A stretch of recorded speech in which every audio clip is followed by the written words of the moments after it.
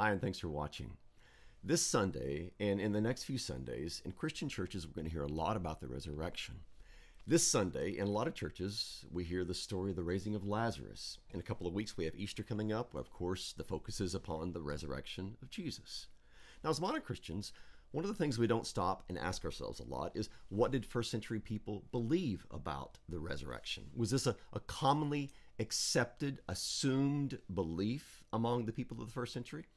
That's actually a big question. So what I want to do in this video is focus in on one particular group, the Jews, and ask ourselves the question, what did first century Jews believe about the resurrection of the body?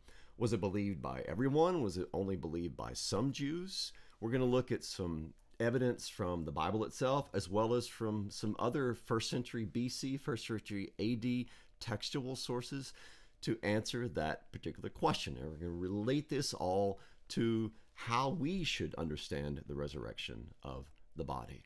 Now, to begin with, if we were to gather a group of first century Jews together in a room and ask them individually what do you believe about the resurrection of the body, we might receive different answers, because we can't just say, what did first century Jews believe about the resurrection? Because just like today, with all the various Christian churches and confessions out there, so in the first century, there were a divergence of various Jewish groups and opinions with regard to lots of questions, including the resurrection.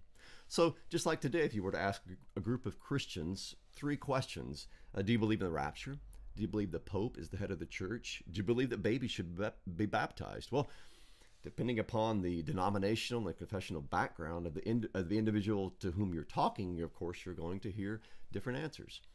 Well, somewhat analogous to that, in the first century, there were various kinds of Jewish confessions, various factions or groups of Jews who held different beliefs. They had many things in common, but they also had different opinions with regard to biblical interpretation as well as belief. So there are 4 main groups of Jews in the first century. Let's talk just a second about those. And these are discussed both in the New Testament as well as in some other resources that we have from around the first century. So there were 4 main groups. One is the Pharisees. We hear plenty about those in the New Testament. Of course, they were the main antagonist of Jesus, right? Jesus was constantly kind of sparring back and forth with the Pharisees. Another group was the Sadducees. We're going to return to them in a moment, but the Sadducees were primarily part of what's sometimes called the priestly aristocracy. They were very connected with the life of the temple, with the priesthood. Thirdly, there were a group that we often associate with the Dead Sea Scrolls and the city of Qumran that's by the Dead Sea, and these were the Essenes. Now, the Essenes were not just located at Qumran. We have evidence from a first century Jewish historian named Josephus, as well as from a Jewish philosopher in Egypt, named Philo, where he talks about the Essenes as well. Now, the Essenes tended to be against the current leadership of the temple. They believed that the current leadership had been corrupted, and so they often separated themselves from the priesthood of the day. And for example, at Qumran, they completely physically isolated themselves from them by setting up this community there by the Dead Sea. So you have the Essenes, who are at Qumran as well as scattered throughout the land of Israel. And then the 4th group are the Zealots. Now, the Zealots were kind of what today we might call the right-wing faction of Judaism. They were extremely anti-Rome, and so they often provoked riots with Rome. And because they were so antagonistic to Rome, they were also antagonistic to fellow Jews, whom they perceived as not being enough against the Roman rulers and the influence of the Greco-Roman culture in Judaism. So you have the Pharisees, you have the Sadducees, you have the Essenes, and you have the Zealots. And of course, then it wasn't as if every Jew belonged to one of these 4 groups. You had just typical average Jewish believers, either in the land of Israel or scattered throughout what was called the diaspora, the Roman Empire, who might not have belonged to one of these groups, but they had their own particular beliefs. Now, here's the question. If you were to kind of survey all of these various groups, what do they believe about the resurrection? Well, if we look at the evidence, here's what we come up with. Evidence from the New Testament, evidence from the Dead Sea Scrolls, evidence from various kinds of Jewish writings in the first century, like the Testament of the 12 Patriarchs, or a book called Jubilees, or the writings of Josephus, the parts of the Apocrypha. So all of these together provide us with ample evidence to substantiate that, yes, the vast majority of Jews in the first century did believe in the resurrection of the body. They believed that, first of all, those who died would be resurrected. And secondly, that this wouldn't be some sort of spiritual, metaphorical resurrection where people go to an afterlife and lead a bodiless existence as souls. No, when they talked about resurrection, they meant the resurrection of the body. And then thirdly, that they believed that this resurrection would happen either to everyone or at least to believers, to the faithful. And it would happen on the last day, and it would happen simultaneously, meaning that there would be a general resurrection at the end of time. So that was so to answer the question I posed at the beginning, did first century Jews believe in the resurrection? Well, yes, most of them, in fact, did. This separated them, by the way, from basically everyone. If you look at all the various religions of the first century in all their manifestations in the Greco-Roman world, only the Jews believed in the resurrection of the body. This set them apart from basically everyone else in the first century. Now, that being said, did all Jews believe in the resurrection of the body? No, in fact, they did not. We have evidence that one of those four that I talked about a minute ago, the Sadducees, in fact, denied the resurrection of the body. And we have evidence of this both from the New Testament as well as from the first century Jewish historian named Josephus. Now, the New Testament evidence is in a couple of different places. We're going to look at one of those. The other is in the book of Acts, but we're going to look at the one that's in the 22nd chapter of the Gospel of Matthew. This is a interaction that Jesus has with the Pharisees. With the Sadducees, excuse me. So the Sadducees come to Jesus, and it says, who say there is no resurrection. So this is the gospel writer Matthew cluing us in on the belief of the Sadducees. He says they say there is no resurrection. And so they pose this question to Jesus, and it's kind of this made-up story, which they think is going to trip up Jesus. And the story basically is this, that there's a man who dies and he doesn't have any children, so he leaves his wife without any children, and according to the Jewish law, when that happened, another brother would marry her and he would raise up children for his deceased brother. And so they go through this and they say this woman was married to 7 different brothers and none of them had any children with her. So in the resurrection, whose wife will she be? Now, of course, Jesus has his response to this, in which he shows them that there is no marrying or giving of marriage in the resurrection. And then he refutes them with a quote from the book of Exodus, in which he says that God is the God of the living and not of the dead. He is the God of Abraham, the God of Isaac, and the God of Jacob. He's not the God of the dead, but of the living. But the main thing I want to focus in on the fact is that the Sadducees here, according to the Gospel of Matthew, say there is no resurrection. But it's not just in the New Testament that we have evidence for this. We also have it from Josephus. So Josephus, who lived from around 37 AD to around 100 AD, so the latter half of the first century AD, he, in a couple of different places in his writings, he talks about various kinds of Jewish groups, including the Pharisees, Sadducees, Essenes, and the Zealots. And when he talks about the belief of the Sadducees, in 2 different books, he says this. First of all, in the book of Wars, he says the Sadducees take away the belief in the immortal duration of the soul and the punishments and rewards in Hades. And then in another writing, Antiquities, he says, but the doctrine of the Sadducees is this, that souls die with the bodies. Now keep in mind that Josephus is writing for a Greek audience. He's writing in Greek for Greeks. He's trying to often explain the beliefs of the Jews to his Gentile audience. And so very often he will couch Jewish beliefs in Greek philosophical kind of language so that his readers can kind of understand where he's coming from. So that's why he describes the belief of the Sadducees in the way that he does. But the main point from both the Gospel of Matthew as well as from Josephus is that, yes, most Jews believed in the resurrection of the body, but the group of the Sadducees did not. They denied the resurrection of the body. Now, for those Jews who did believe that there would be this resurrection, upon what basis did they believe this? Well, they believed it on the basis of their own scriptures, on the basis of the Tanakh, or what Christians call the Old Testament. And there were a number of passages that we could look at, but I want to look at briefly at 3 different passages that come up time and time again in various kinds of Jewish writings from the first century. So, one of these is from Isaiah chapter 26, verse 19, where Isaiah writes, "Your dead shall live, their bodies shall rise. You who dwell in the dust, awake and sing for joy, for your dew is a dew of light, and the earth will give birth to the dead." So Isaiah says the earth will give birth to those who have died and who have been buried there. So there is going to be this joyful resurrection. And this resurrection is connected with the exodus that the Messiah is going to bring about. So in that same context, in Isaiah chapter 26, he's talking about this forthcoming exodus that is going to be enacted by the Messiah. Secondly, we can look at the book of Daniel, Daniel chapter 12, where we have this famous passage in which he writes, "Many of those who sleep in the dust of the earth shall awake, some to everlasting life, and some to shame and everlasting contempt.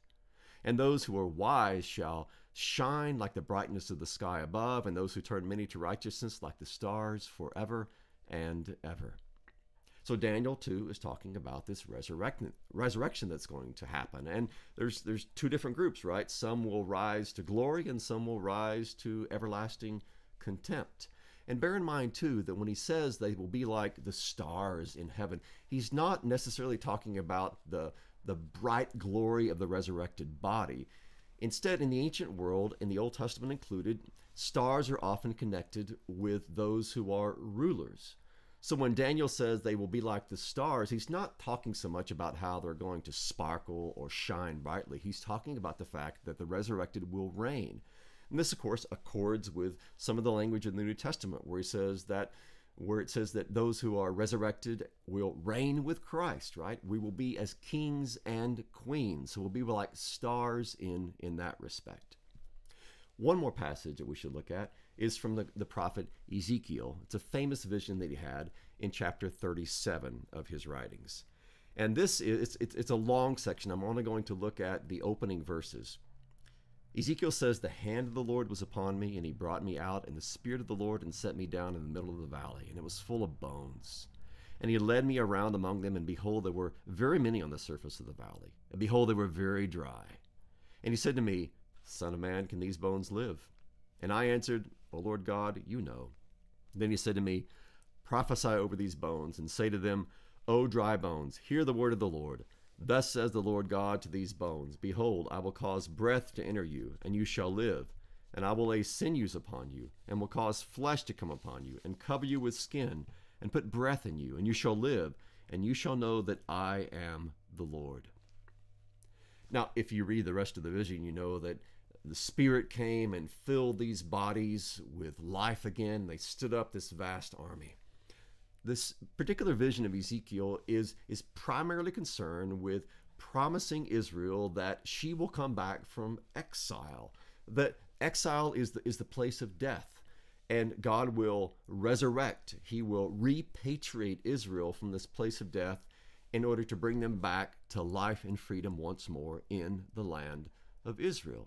Now, we know from other first century texts, from some, for instance, in the Dead Sea Scrolls, that not only was this vision understood to be a prophecy of the return from exile, but it was also understood to be a prophecy of the resurrection. That Ezekiel wasn't just talking about a return from Babylon, but he was talking about a return from death itself. That Ezekiel was describing a true resurrection in which those who were dead in the grave would be brought back to life and raised up in these new bodies that are filled with the Spirit of life. So those are 3 Old Testament passages. There's a whole lot more that we could look at in the Psalms as well as in the book of Job, but those are the ones that come up very frequently in first century writings that talk about the resurrection. Now, I want to clarify one thing because you might be thinking, well, weren't there resurrections in the Old Testament? Weren't various individuals resurrected? And even in the New Testament, don't we have stories of resurrection? So how do these kind of fit into the overall picture? Well, let me clarify something. Yes, in fact, we do have instances in both the Old Testament and New Testament of individuals, I'm not talking about Jesus, but just of individuals, other individuals who were raised to life. So, for instance, we have in the Old Testament the story of a widow of Zarephath whose son was raised after he died. Once more, we have another son, a son of a Shunammite, who was raised to life again. And we have a strange story about a man who was about to be buried, and he was dropped into a grave in which the bones of Elisha were lying. And when the man touched the bones of Elisha, he came back to life. We have those Old Testament stories about 3 different people who were dead and who came back to life. We also have in the New Testament the story of Jesus raising the widow's son at Nain. We have him raising Jairus' daughter. And of course, we have the famous story of Jesus raising Lazarus. Now, one thing I want to clarify is that even though we often call these resurrections, I think we should think of them as maybe temporary resurrections. And what I mean by that is that, yes, these people were dead, they were brought back to life, but they were brought back in the same bodies that they had before they died. The same bodies that were mortal and would die again. So that's what I mean by a temporary resurrection. So they truly died, they were truly brought back to life, but they didn't have glorified immortal bodies. They would die again. The sons who were raised in the Old Testament, the man who fell into Elisha's grave, Lazarus, the widow's son at Nain, Jairus' daughter, they died twice basically. So even though we might call these a resurrection, it's not the exact same kind of resurrection that, for instance, is going to happen at the end of time. But these were all looking forward to that resurrection. They were previews, if you will, of the true resurrection that's going to happen at the last day. Now, to jump to the story of Lazarus, here we have a dialogue between Martha, who was the sister of Lazarus, and Jesus talking about belief in the resurrection. And I think this particular dialogue is going to help us to understand a clarification about first century Jewish belief concerning the resurrection that's going to help us to understand exactly what the way that Jesus opened people's eyes to a different and a deeper understanding of the resurrection. So Lazarus has died. He's been in the grave for 4 days. Jesus shows up and Martha comes out to him and they have this dialogue. And here's how it goes. Martha said to Jesus, "Lord, if you had been here, my brother would not have died. But even now I know that whatever you ask from God, God will give you." Jesus said to her, "Your brother will rise again." Martha said to him, "I know that he will rise again in the resurrection on the last day." Jesus said to her, "I am the resurrection and the life. Whoever believes in me, though he die, yet shall he live. And everyone who lives and believes in me shall never die. Do you believe this?" She said to him, "Yes, Lord, I believe that you are the Christ, the Son of God, who is coming into the world." Now, the reason that this is so significant is because Martha stands there, as it were, the spokesperson of first century Jewish belief concerning the resurrection. She says, "Yes, Lord, I believe that my brother is going to rise again on the last day." That's what most Jews believed. Jesus is clarifying this by saying to Martha, "Listen, Martha, I am the resurrection and the life." So in me is the promise of resurrection. He's not denying that Lazarus would rise on the last day, but what he's about to prove is that he himself is the resurrection. He embodies the power of God for the resurrection. So what's going to happen as Jesus himself is resurrected and the church is founded and people begin to go back to the scriptures, to the Old Testament scriptures, and to reread these in light of Easter, is that they're going to begin to understand that, yes, in fact, there will be a resurrection on the last day. But the reason there's going to be a resurrection on the last day is entirely based upon the resurrection of Jesus, who is the resurrection and the life. So what Jesus does by his resurrection is he brings the future into the present, and in his resurrection guarantees the fact that there will be a resurrection in the future.